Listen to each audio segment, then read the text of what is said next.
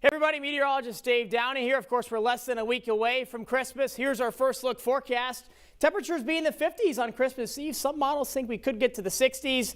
Not quite buying it yet, but of course there's still plenty of time for that to change. No matter what, we are going to stay dry and warm. AM clouds and PM sun with southwest winds. Pretty gusty. We could gust up to 25 or 30 miles per hour at times.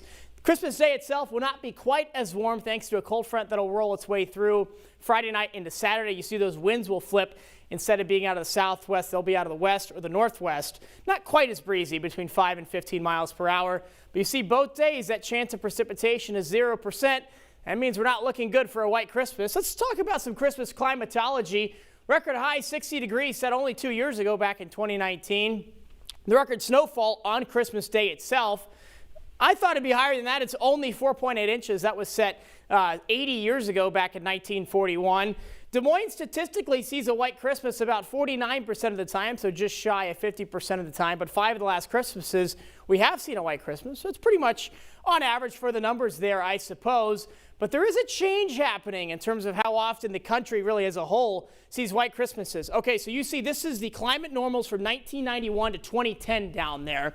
So we're going to kind of go over how much, basically the probability of the entire country seeing a white Christmas. Let's wind it out here. So between 1990 and 2020, the statistical average is a 38% chance of seeing at least 1 inch of snow on the ground. That's the National Weather Service definition for a white Christmas. You've got to have 1 inch of snow on the ground. It doesn't necessarily have to snow on Christmas. If it snows the days before, that still counts. So remember that 38% number.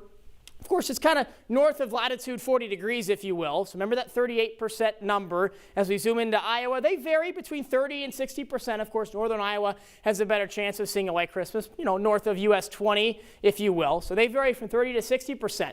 Now watch what happens when I pull up the 1981 to 2010 climate normals. That number was 47%. With the old numbers, these were, of course, updated at the end of the decade, 2020 that is. So we lost about 9% in a chance, essentially, across the country of seeing a white Christmas just by adjusting the climate, the 30-year climate normal. That's what the National Weather Service uses to kind of establish normals, averages, stuff like that for these kind of long-term patterns. So we've lost 9% as a country. In Iowa, the impact has been actually a little bit greater, especially here in northern Iowa. It used to be between 35 and 80% of the time back in the 80s, 90s, even the 70s, that northern Iowa could see a white Christmas. Of course, that has significantly declined.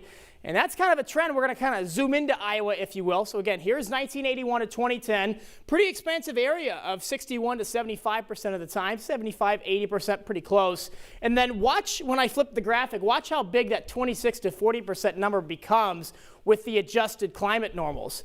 Yeah, you see that Polk County, southern Polk County is now in that light blue, lower chance of seeing a white Christmas. And that purple region is definitely not as pronounced as it was before the update back in early 2021 from adjusting those climate normals. We are going to stay dry and warm for this Christmas, and that's a look at the kind of historical trend of white Christmases around the country and here in Iowa.